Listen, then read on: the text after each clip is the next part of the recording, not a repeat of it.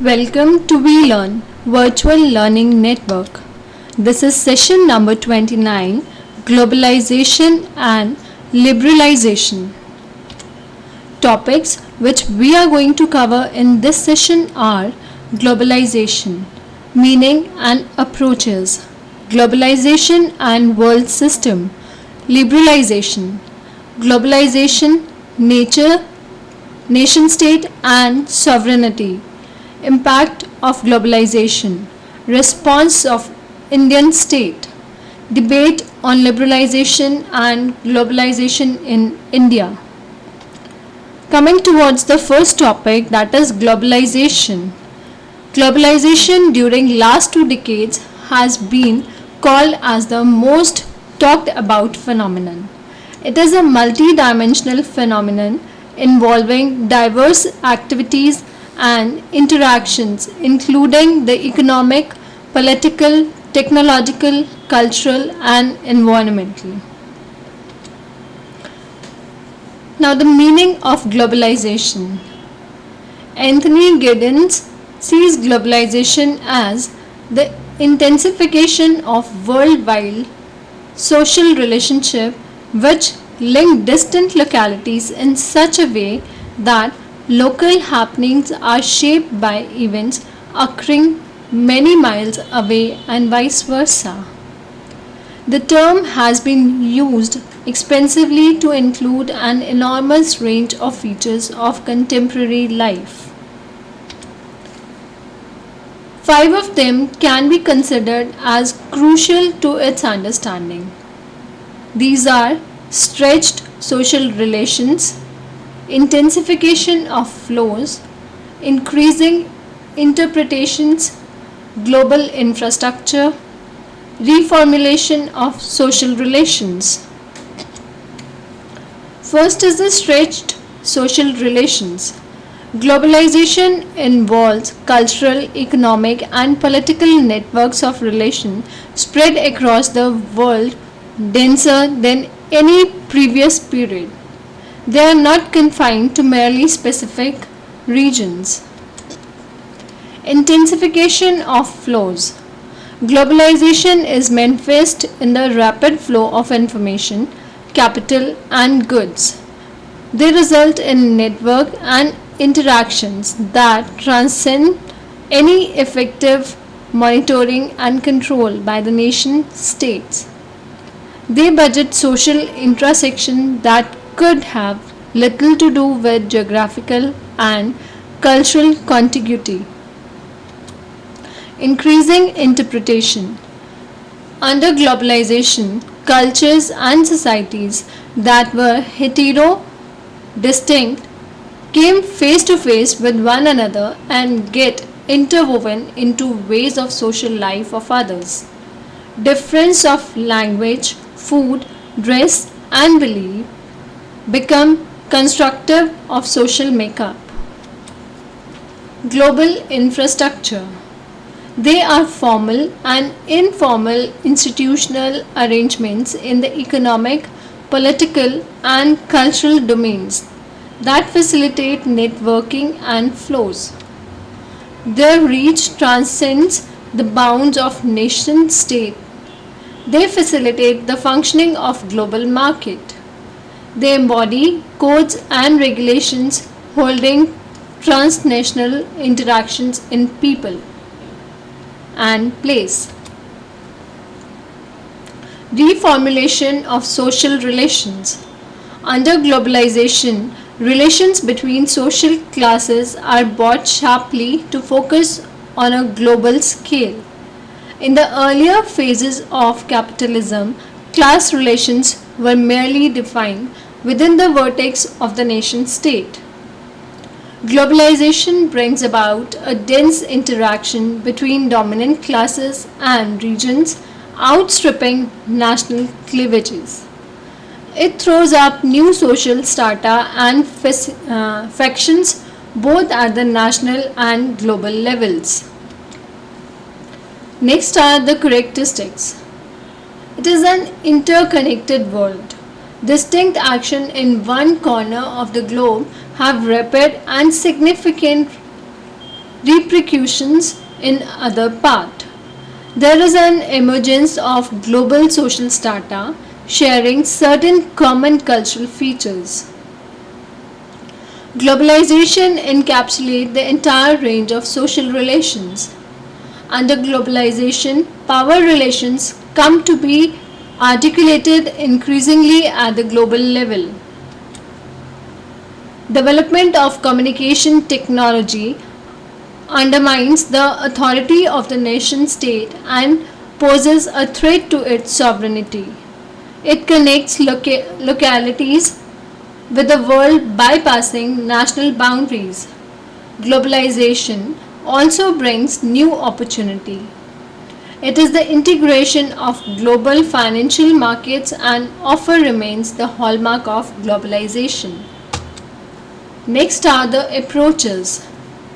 There are two kinds of globalistic: positive, optimistic, or negative, pessimistic. The former point out the beliefs of globalization. Pessimists see it as leveling down differences and promoting homogenization. They feel that globalization is going to reinforce deprivation of the vast majority and exasperate conflicts. Traditionalists admit that there is intensification of flow and social activity at the global level, but they do not see any significant shift in social relation under globalization. Transformationists believe that globalization has created new economic, political, and social circumstances in which states are called upon to operate. The world system. Till recently, people spoke about distinct systems that prevailed in the world: capitalist system, socialist system, and a third variant that went under several names such as mixed economic, democratic socialism, etc. In the capitalist system, the freedom of the market and freedom of choice were privileged, while no society mirrored exactly any of the system fully. Existing societies could be demarcated as titled to one side or to the other. Transformation of the world systems under globalization. In the wake of globalization, state-controlled and socialist systems, with few exceptions, have powered their way to market forces.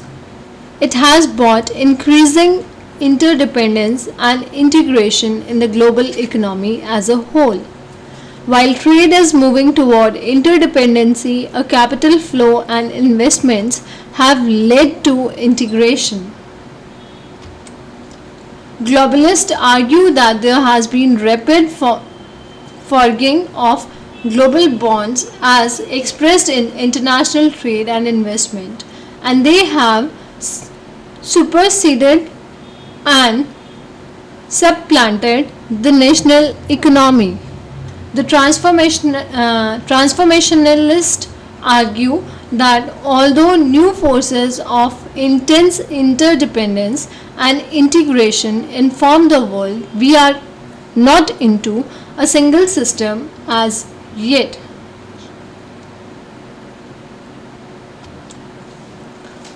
Regionalization of trade and investment flows. The most significant configurations are USA or North America free trade arguments, the European Union countries, and Japan. They accounted for 3/4 of the world's GDP in late 90s and in 96. 66% of the world trade flows, although they account for 15% of the world's population. Often the FDI flows are away from the periphery into the core of the system. Globalization provides the mechanism and the rationale for agents in the periphery to pull their investment in the world development. A whole range of items which were earlier part of the national decision are brought before the WTO. In relation to the understanding of the world system, we can note the following changes under condition of globalization. There is clearly more intense integration of the economy at the regional level in the developed world. The developed world has marked the code, rules and regulations for the global economy as a whole. The revolution in communication provides a mechanism for quick rewards and reprisals. The culture industry has become a potent tool to unify the world along with the market. Next is the liberalization meaning.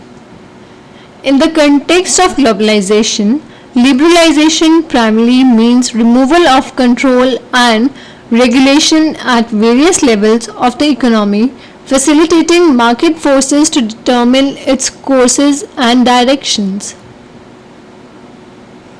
It favors a competitive market solution to economic issues and a reduced role for the state in economic management.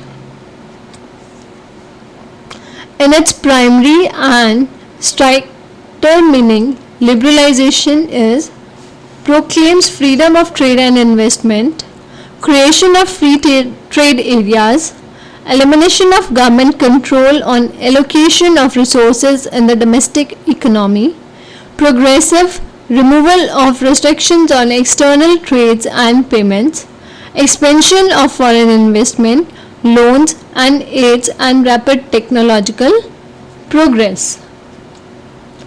Shift from state to market. In 1970s, an argument gained currency that economic problems confronting societies were due to sprawling public sector, policies of full employment, high rate of taxation, generous social welfare benefits, and growing state interventions. Political forces not favorably disposed toward welfare state and socialism. The primacy of the market upheld by liberalization come to be supported by global capital with open arms. The traditional enterprise and multilateral agencies such as the IMF and World Bank too brought enormous pressure on states to pursue a policy of liberalization. Facets of liberalization. Liberalization is a global phenomenon closely entwined with the process of globalization.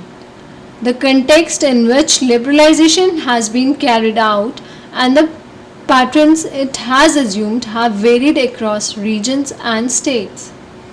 In Europe, liberalization has led to curtailment of public expenditure, cuts in social security and welfare programs. In the developing countries, hitherto the state regulated imports and exports, foreign investment, technology, labor markets and collective bargaining. Next is shifting conception of nation, state and sovereignty. The modern world was primarily organized around nation-state as its primary unit. Nation-state claimed supreme jurisdiction or sovereignty over the demarcated territorial area. Sovereignty was associated with a political community associated with fixed borders and territories. Globalists think that nation-state has become an anachronism today, and there are other institutions which have effectively taken over or poised to take over the role that it has played hitherto. Disagreement on the change of the role of nation-state apart, there is no disagreement that they function today in highly altered condition. Nation-states are increasingly perceived as resources to be employed in negotiation with transnational and international agencies, and to keep sub-state actors in control. In 1990s, the estimated annual illicit drug turnover was over 400 billion US dollar, equal to the gross national product of India in 1198. Impact of globalization. The impact of globalization under three broad categories: economic, political, and cultural. So coming towards the economic phase, those who are favorably disposed to globalization stress the following. It has been beneficial to consumers. It is supposed to have released huge untitleized resources. It has resulted in the rolling back of state. Globalization has tightened the rules of the game while at the same time introducing flexibility. There are others who cite equally valid reason why globalization is not a desirable state of affair. Globalization has greatly increased existing inequalities. There is a growing prevalence of casual, part-time and informal sectors of employment. Capital flows and trade have remained highly confined to certain core developed areas of the world. Next is the political. It is argued that the great expansion of liberal democracy worldwide would not have been possible without the promise of globalization. Globalization has strengthened accountability and transparency of power and led to good governance. It has greatly circumscribed the power of the nation and state. There are two institutions of governance today at various levels. Globalization has affected class relations enormously. It has led to new linkage through patterns of migration and created a new elite with a similar lifestyle in every big city of the world. Globalization has radically undermined the spatial and territorial anchoring of power. It has created global electronic communication of sorts. Next is the cultural. Globalization has facilitated a phenomenal growth in the global circulation of cultural goods. Under globalization, there has been a great expansion of Western and particularly American culture. Globalization involves extensive migrations of people both within and across states. Next are the reforms of Indian state. Trade policy reform, industrial policy reform, exchange rate reform, capital market reform and financial reforms. Next are the debate on liberalization and globalization in India. The debate on liberalization in India has squared around issues that have been central to the nationalist agenda in India. Given the fact that the political center from the right to the left has not opposed liberalization, it enjoys widespread political consequences in India at present. Next is the growth of economy. In the absence of liberalization, the trend in the economy prior to its adoption would have persisted. India's compound rate of growth in the second half of 1980s was 5.8% per annum. The fiscal deficit in the reform period has remained 5.7% as compared to 8.8% in GDP in the second half of 1980s. Inflation has been on the decline during the reform period. India has generally lagged behind in R&D effort. There has been an unprecedented rise in mergers and acquisitions in the Indian corporate sector after liberalization. After liberalization, there is more flexibility for firms to make their investment decisions and in choosing plant capacities. Next is the extension control. Following trends are visible from 14.1% in 1990-91 to 18.2% in 1998 to 1999. The remittances of India's abroad has been to the tune of 2.5% of GDP during the liberalizing decade compound to just 1% in late 1980s. Liberalization has facilitated Indian companies raising resources in Western Stock Exchange.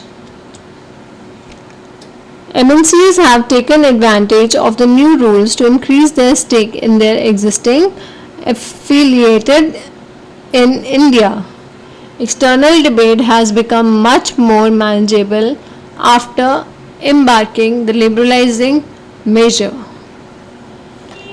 India has liberalized its trade with South Asia at the faster pace. Chances in Foreign Exchange Regulation Act have removed shareholding and business restrictions. Impact of unemployment and poverty. Few trends in this regard. The incidence of poverty declined for all categories of worker over the first decade of liberalization.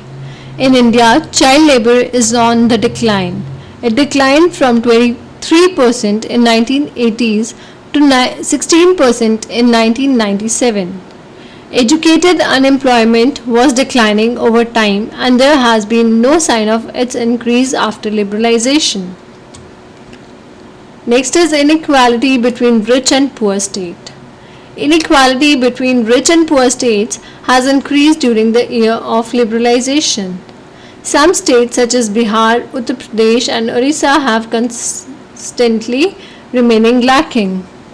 The interstate inequalities in per capita income increases significantly in 1980s, while there was no evidence of convergence and divergence during the period 1965 to 85.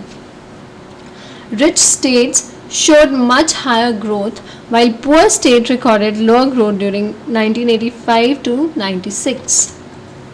Basic industries and infrastructure. There has been a sharp decline in government capital investment from 5.5% to 3.6% of the GDP from 1990 to 91 to 98-99. The government has not succeeded in pulling FDIs toward the basic industries and infrastructural sector to any significant extent. The prioritization of disinvestment during the second generation reform is unlikely to expand and manufacture base either. Investment in social sector. The expenditure of central and state governments on education on the percentage of GDP is found to have declined from 3.6% in 1992 to 3.4% in 1996-97, showing a decline trend during this period. In the states too, the overall development expenditure has declined. The allocation of health sector has declined from 17% in 8th plan to 1% during 1997-98. Now in the last, here is an exercise for you. Few questions which are based on this session. Question number 1 is outline the basic features of globalization, and number 2 is enumerate the significant measures adopted by India towards liberalization. Thank you. Happy learning. We learning.